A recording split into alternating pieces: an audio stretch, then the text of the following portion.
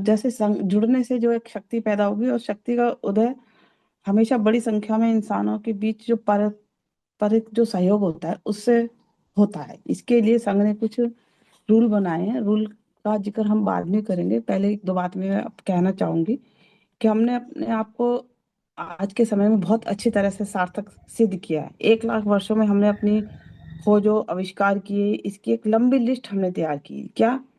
लेकिन क्या इसके बावजूद हम एक प्रज्ञा या विजडम पैदा कर पाए? अपना ही अस्तित्व हमें संकट में आज डाल दिया है, जो आज हमारी शक्ति का दुरुपयोग है। अभी हम नई टेक्निक एआई लेकर आ रहे हैं, उसको तैयार करने में हम बिजी हैं, जिसे हमें गुलाम बनाने की सारी संभावनाएं मौजूद हैं। हमारी प्रजाति को इकट्ठा होने के बावजूद नेशनल टेंशन पैदा हो रही है। और यदि हम इतने अगर बुद्धिमान हैं तो हम इतने विध्वंसकारी क्यों हैं, हम इतने ज्यादा डिस्टर्बेबल क्यों हैं? इसका मतलब कहीं ना कहीं हमारे अंदर इस चीज का खोट है। डीएनए टेस्ट से लेकर स्टार की जो नॉलेज है, उनको मिलकर हमने सारे सवालों के जवाब भी हम नहीं सारे नहीं दे पा रहे हैं। हम ये नहीं जान पा रहे हैं कि हम कौन हैं, हमें क्या चाहिए, किस चीज की आकांक्षा करना चाहिए, एक अच्छा जीवन क्या है, अच्छे जीवन को कैसे जीना चाहिए। एक सुखद कल्पना और भ्रम के शिकार होने की उतनी ही संभावना आज हम लिए हुए हैं। क्या कारण है कि इतनी सूचना, इतने शक्ति, इतने ताकतवर होने के बावजूद हम एक विजडम या प्रज्ञा जिसे हम कहें उसको हासिल करने में हम इतने पीछे क्यों हैं? या तो हमारे स्वभाव में कोई खोट है, या हमने उन शक्तियों को जो हम इकट्ठा करने के लिए हम प्रेरित होते हैं उन्हें हम कंट्रोल नहीं कर पा रहे, या कंट्रोल करना नहीं सीख रहे हैं। अब हम आते हैं संघ पर, कि जैसे 29 लाख संगठन हमारे देश में का निर्माण हो गया। बाबा साहब ने कहा, हमारे महापुरुषों ने कहा इकट्ठे रहो, संघ में रहो। हम संघ में तो नहीं रहे, लेकिन हमने गली गली में संगठन बना लिए और उनमें ठलने लगी आपस में। जैसे ही आपके पास में पावर आता है, पैसा आता है, अधिकारों के बाद हमारे लोगों को पढ़ने लिखने का मौका मिला, नौकरियां मिलने लगी, थोड़ा सा पैसा घर में आने लगा, तो थोड़ा सा कॉन्फिडेंस आने लगा। उसके बाद में हम लोग क्या करते हैं कि महापुरुषों को हम भूल जाते हैं, उनके बताए हुए रास्ते पे नहीं चलते, हम अपने नए महापुरुष खोज लेते हैं। हमारी महिलाएं घर में वही मंदिरों की तरफ भागती हैं, क्योंकि उसी का प्रचार प्रसार होता है। हमारे महापुरुषों का भी खूब प्रचार प्रसार हुआ, ऐसा नहीं है कि उनकी विचारधारा पर हो, लेकिन अडॉप्ट नहीं करते। क्यों? कि उनके बनाए हुए रास्ते कठिन हैं, अपमानजनक है। आदमी, हमारा दिमाग कैसे काम करता है कि हमेशा आसान चीजों की तरफ भागता है, जहाँ पे इजी हो, कुछ सोचना ना पड़े, कुछ करना ना पड़े, इस चीजों की तरफ भागता है। तो संघ ने इन चीजों को देखा, और संघ ने देखा कि जब हम 29 लाख संगठनों में बिखर गए और हमारे सारे अधिकार खत्म हो रहे हैं, जिन अधिकारों की वजह से हमारे घर में कुछ पैसा, कुछ शिक्षा, कुछ सम्मान आने लगा, वही चीज अब जा रही है, हम उसी कगार पे पहुंचते जा रहे हैं। क्योंकि हमने अपनी बुद्धिमत्ता का प्रयोग वहां पे नहीं किया। हमने अपने अधिकार तो हमने लिए, लेकिन हमने अपने कर्तव्य नहीं निभाए। कर्तव्य के अभाव में हमारे अधिकार जा रहे हैं। क्यों? कि जो वही तो। महापुरुषों के रास्ते, बनाए हुए रास्ते थे, उस रास्ते से हम भटक गए, हम सिर्फ उनके जन्मदिन तक ही सीमित होकर रह गए। अगर हम संघ की बात कर रहे हैं तो हमें अपनी गलतियां भी हमें देखनी होंगी। समाज है, हम समाज में ही हैं, हम कोई अलग नहीं है, हमें मुझे भी अपनी गलती देखनी होगी।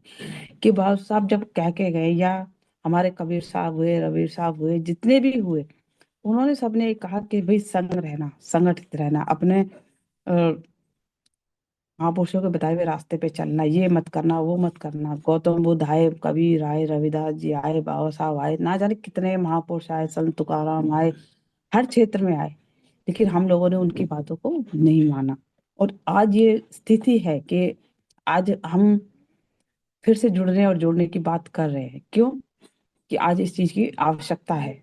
तो इसी के ध्यान में रखते हुए संघ ने जो है कुछ गोल्डन रूल बनाए, कुछ 10 रूल बनाए, कि उसमें हमें, उसके तहत हमें संघ को चलाना होगा।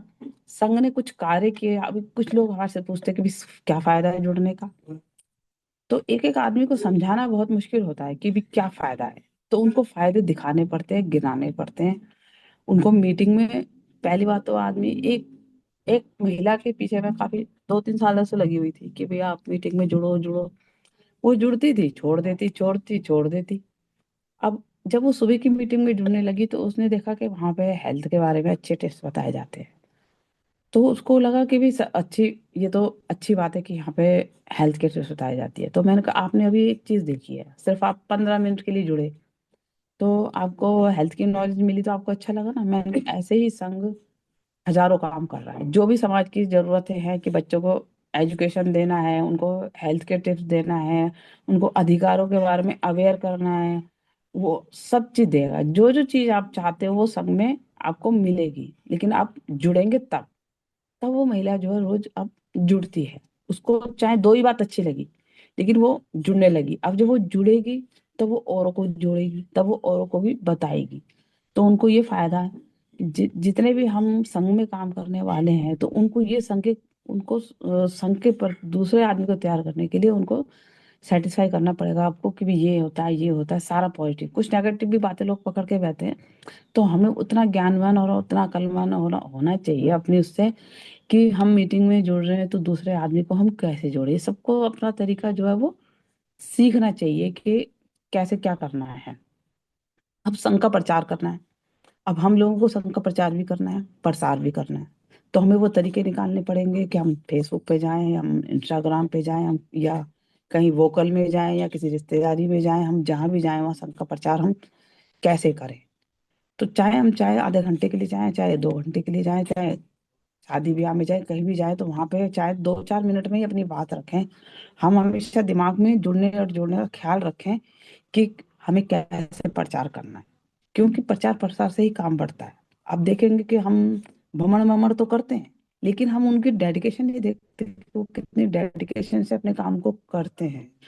अगर उनको कल को लगेगा कि अगर बौद्ध धर्म से उनका भला होगा तो वो आप लोगों से बौद्ध धर्म को अपनाने में बहुत आगे निकल जाएंगे, और वो सबसे बड़े वो बन के बैठ जाएंगे कि हम सबसे बड़े बौद्ध धर्म को मानने वाले हैं, वो हिंदू धर्म को छोड़ देंगे। आज उनको लग रहा है कि धर्म से उनको फायदा हो रहा है तो वो इसका प्रचार प्रसार में लगे हुए हैं। हमारी संस्कृति है हमार, तो हमें इसको आगे बढ़ाने के लिए, संघ को बढ़ाने के लिए हमें नए नए तरीके सोचने पड़ेंगे। तो ये हो गया संघ के प्रचार। संघ का फायदा भी हमें बताना है कि क्या क्या फायदा होता है जुड़ने से और जोड़ने से, कि एक ताकत आती है, एक शक्ति आती है। और लेडीज के लिए भी 3 दिन सप्ताह में दिन में जब महिलाओं की सुविधा को देखते हुए मीटिंग लगाई जाती है 2 से 4 बजे तक, जिस टाइम पे महिलाएं फ्री होती हैं। उस टाइम पे जितने भी साथी जुड़े हैं अपने घर की महिलाओं को जोड़ने का प्रयास करें। दिन में महिलाओं के पास ऐसा कोई काम नहीं होता है, वो आराम से जुड़ सकती हैं, अपनी बात को कह सकती हैं, अपनी हेल्थ को डिस्कस कर सकती हैं, अपना जो हुनर है उसको डिस्कस सकती हैं। मेरे पास में एक बाड़मेर से महिला का फोन आता है, तो कपड़े बेचते हैं अपने। तो मैंने उससे कहा कि मैडम आप संघ में जुड़िए और लेडीज की मीटिंग में जुड़िए। तो वहां पे हम लोग मान ली 50 औरतें जुड़ी हैं, तो वहां पे आपका अपने कपड़े का प्रचार प्रसार करेंगे तो आपका आपका बिजनेस भी बढ़ेगा और आप संघ से भी जुड़ेंगे। तो आपको डबल फायदा होगा, क्योंकि कपड़ा लगता तो सबने खरीदना ही, और ये घर की लेडीज को ही होता है। तो कल मीटिंग थी तो वो नहीं जुड़ी, तो मैंने उनको स्पेशल फोन किया कि आप जुड़िए। तो जब किसी को लाभ दिखेगा ना तो लाभ की बात हमें करनी है कि भी हाँ लाभ है। हर एक आदमी अपना लाभ देखता है, बेनिफिट देखता है। जब उसको कोई बेनिफिट दिखता है जब ही वो जुड़ता है, वरना वो नहीं जुड़ता। तो इसको, इन चीजों को, छोटी छोटी चीजों को हमने देखना है कि किसकी क्या रिक्वायरमेंट है, फिर उसको संघ में जोड़ना है। क्योंकि इसकी क्या है, बहुत छोटी छोटी सी रिक्वायरमेंट है, बहुत छोटी बात में वो हर्ट भी हो जाती है। तो हमें देखना है कि उनको, हमें हर्ट नहीं होने देना है। एक महिला का मेरे पास बम्बई से फोन आता है, बहुत रोती है। मैंने उनको काफी सांत्वना दी, आधा घंटा 2 घंटा मैंने उनसे बात करी, पूरा टाइम दिया उनको मैंने। तब उसने कहा कि हाँ मुझे अगर हम ऐसे छोटी छोटी बातों का अगर जवाब नहीं देंगे तो कोई संघ से जुड़ेगा नहीं। क्योंकि उनको थोड़ा पर्सनल लेवल पे भी जाके हमें उनसे जुड़ना पड़ेगा, उनके दुख सुख को सुनना पड़ेगा। तब आप किसी को पर्सनली जुड़ते हैं ना, तब वो एक अटैचमेंट सा फील करते हैं कि हाँ भाई ये संगी लोग हैं, और एक पर्सनल अटैच रखते हैं। और किसी से भी, अब जैसे मैं बताती हूँ आपको कि दिल्ली की एक बहन जी है, उनका कोई प्रमोशन का केस रुका हुआ था। उन्होंने किसी संगी से बात करी, उन्होंने कहा कि कटके सर है उनसे बात कर लीजिए। कटके सर ने उनका काम जो है करवा दिया, वहीं से मुंबई से बैठे बैठे करा दिया। वो दिल्ली में जॉब करती हैं, उनका कोई प्रमोशन का चक्कर था।